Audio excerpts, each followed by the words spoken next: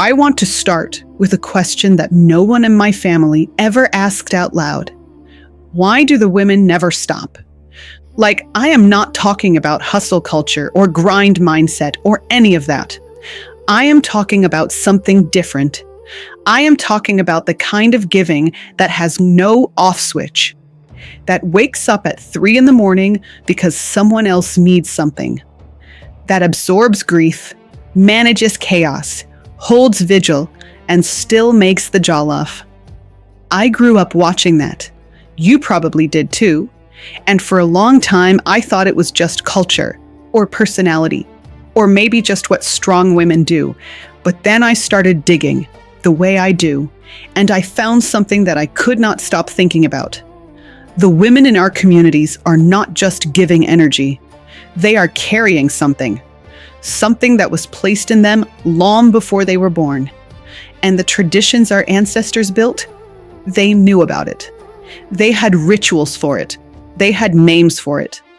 Today, we are going into 3 of those traditions: Igbo, Yoruba, and Akan. And by the end of this video, I want you to have a completely different relationship with the word strong.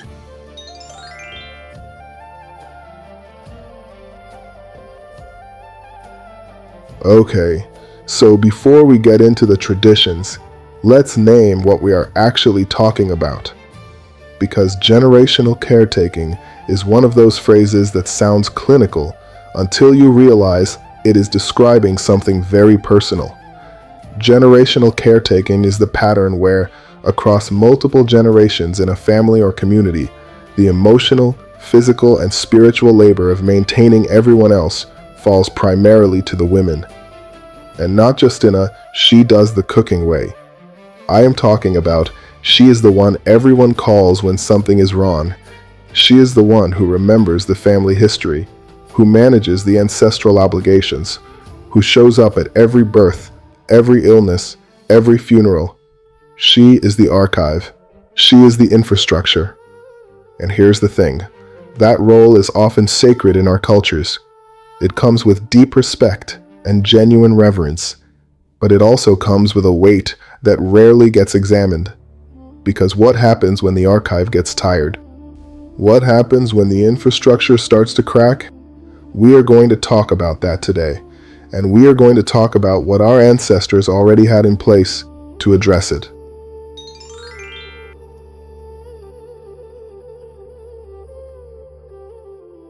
All right, let us start in Igbo land. And I want to introduce a concept that I genuinely think more people need to know about. It is called Omugwo. Omugwo, and for the pronunciation guide, that is Omugwo, is an Igbo postpartum care tradition. After a woman gives birth, her mother, or in some cases her mother-in-law or a senior female elder, comes to live with her. And when I say live with her, I mean for weeks. Sometimes 1 to 3 months, the elder woman takes over the household. She cooks, she cleans, she cares for the baby, and crucially, she cares for the new mother. She massages her body. She prepares specific foods. She passes down knowledge. She creates a protected container for the mother to actually recover. Now, here's what gets interesting to me from a research perspective. Modern postpartum care science tells us that what a woman needs in the weeks after birth is social support, physical recovery, nervous system regulation, and the presence of emotionally safe community.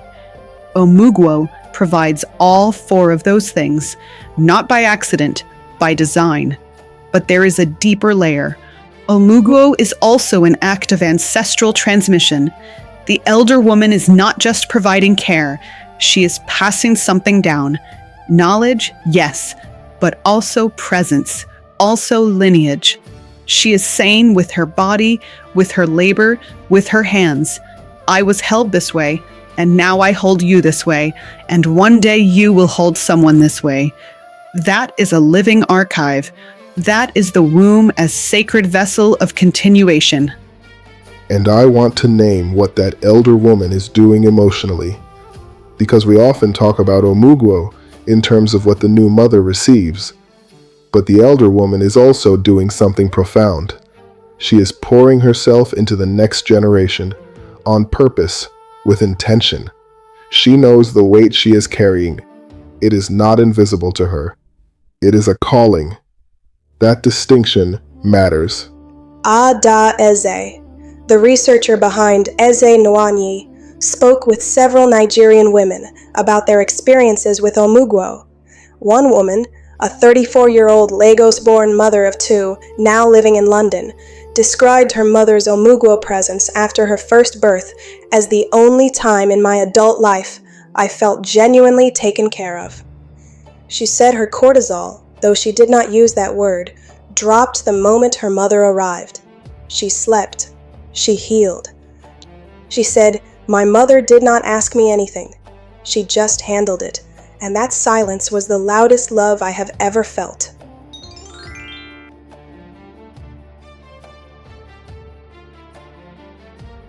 Now we move to the Yoruba tradition, and I want to talk about Oshun.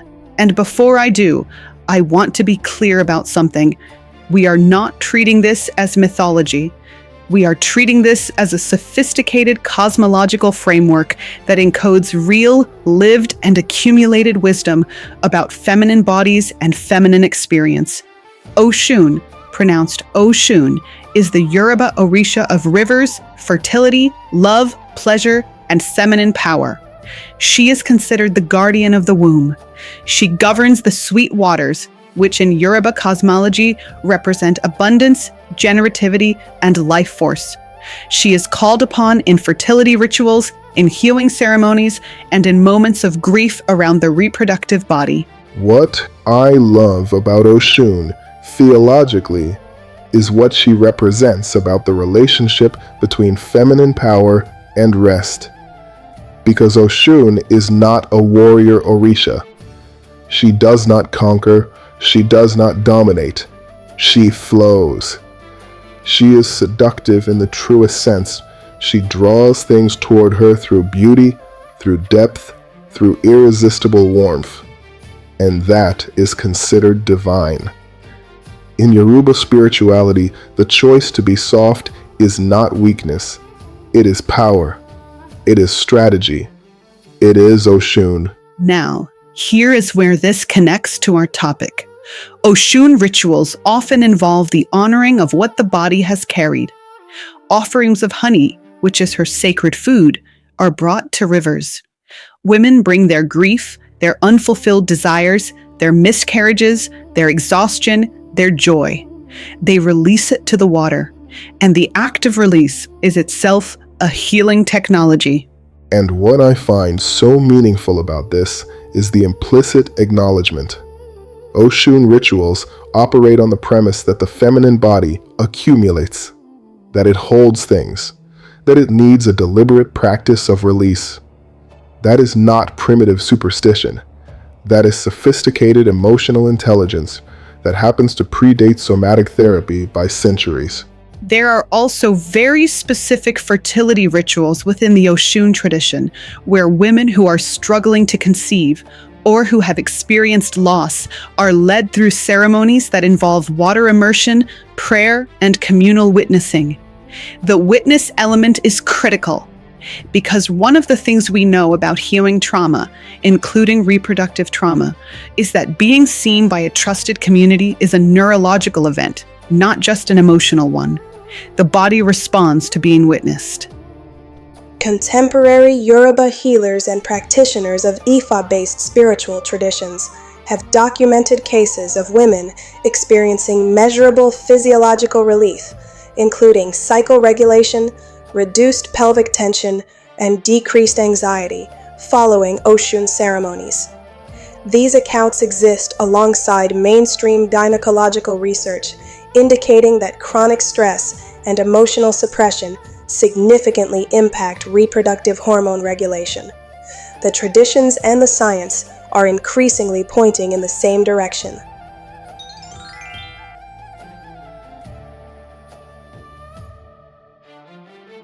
The third tradition I want to bring in is from the Akan people of Ghana and Ivory Coast.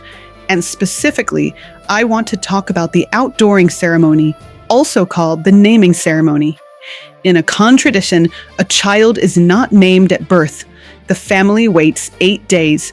On the 8th day, the child is brought outside for the first time, formally introduced to the world, introduced to the ancestors, and given their name. The number 8 matters in Akan cosmology. It is associated with completeness and the bridge between physical and spiritual realms. The ceremony says, "This soul has chosen to stay. Now we acknowledge them. Now we name them. Now we commit to carrying them forward." Can we just sit with how emotionally sophisticated that is for a moment? We live in a culture where we are expected to perform certainty and joy from the first second of anything. But the Akan tradition builds in an acknowledgement that arrival takes time, that claiming requires preparation, and that the community's role is not to rush the process, but to witness it with patience and intention. That is a template for so much more than just infant naming. And here is where the feminine body connects directly. In the Akan tradition, the period between birth and the naming ceremony is a protected time. The mother is in a state that might be described as sacred liminality. She is transitioning. She is neither fully in the world she left, nor fully in the new world she has entered. And the community builds a container around that. Women come, they cook, they watch, they sing, they hold space. Not because they have been asked to, because they understand that this transition is too important to be navigated alone. And the generational piece is this. Those women learned that from the women before them. And those women learned it from the women before them, which means that embedded in that ceremony is generations of women saying, "We know what this transition costs. We know what the body goes through, and we will not let you go through it alone." That is the lineage.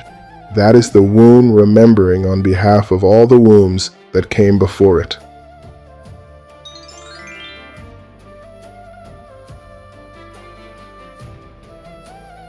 I have been listening to this conversation with significant interest. Ada and Milo have covered the cultural and emotional frameworks with considerable precision. I would like to add the biological architecture that supports what these traditions intuitively encoded.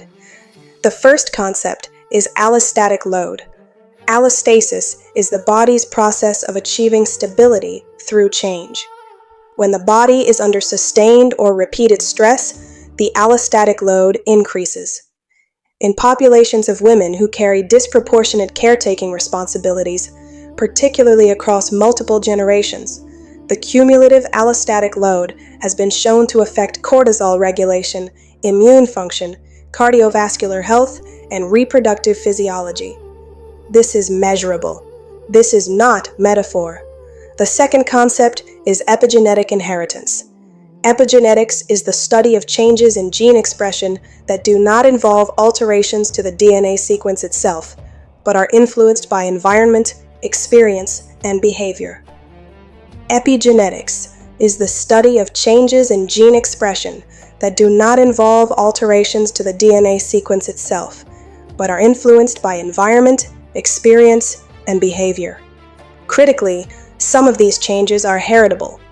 Research on cortisol receptor gene methylation has found patterns consistent with inherited stress responses in descendants of individuals who experienced sustained trauma or chronic stress. The grandmother's nervous system leaves a signature in the granddaughter's biology.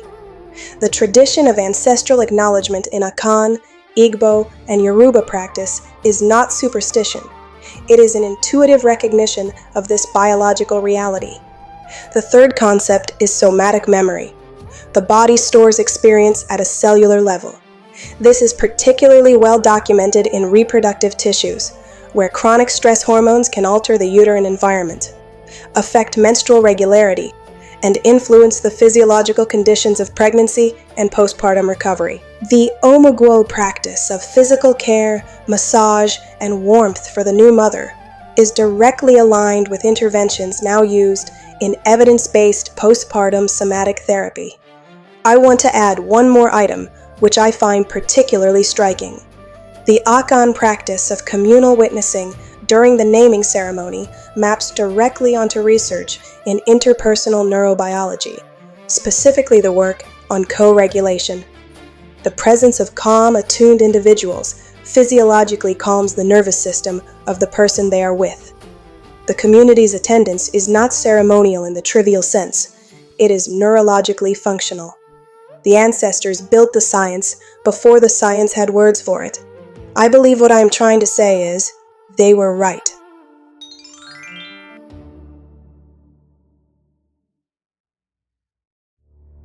Okay, so now I want to talk about what this all means practically, because this is not a video about history.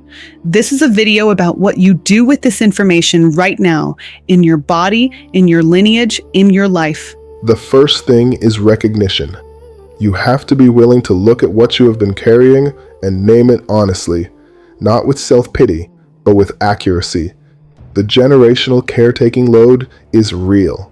The womb memory is real. The inherited nervous system patterns are real.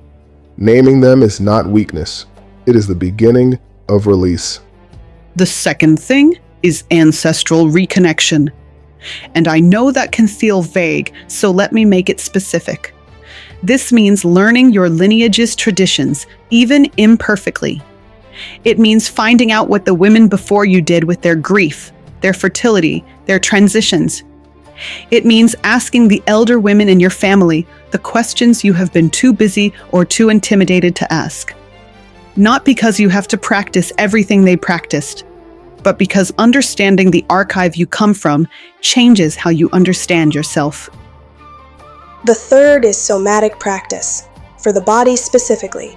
This can include trauma-informed yoga or movement practices that focus on the pelvic floor and lower abdomen. Breath work that targets the dorsal vagal system, which is the part of the nervous system most associated with the freeze and shutdown response that chronic caretaking stress produces.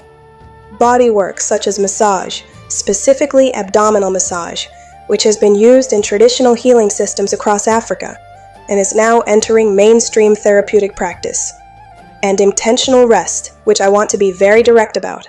Rest for a chronically overactivated nervous system is not laziness. It is medicine. And the fourth is community witnessing.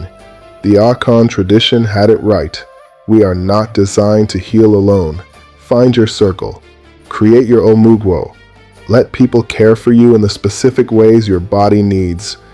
This is an act of ancestral fidelity, not just self-care. You are honoring the tradition when you let yourself be held.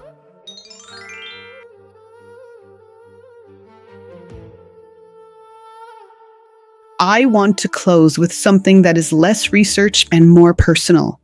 If you are a woman who has been carrying this, and you know if you are, I want you to hear something that I wish someone had said to me sooner. The weight you carry is not proof of your strength. It is evidence of your love.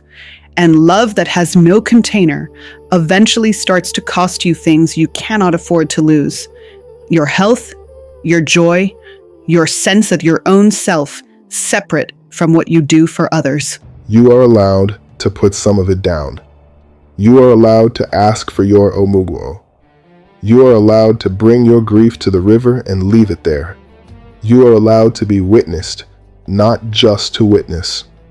I want to add something. In the data I have reviewed on healing outcomes for women who engage ancestral reconnection practices alongside somatic therapy, one variable appears consistently predictive of positive change. It is permission. The women who heal are the ones who gave themselves permission to be something other than the carrier. The science cannot give you that. The traditions can point toward it, but ultimately, it is a decision only you can make. Your womb remembers everything. And that means it also remembers what it felt like before the weight was there. That version of you is not gone. She is in the archive. She is waiting to be found.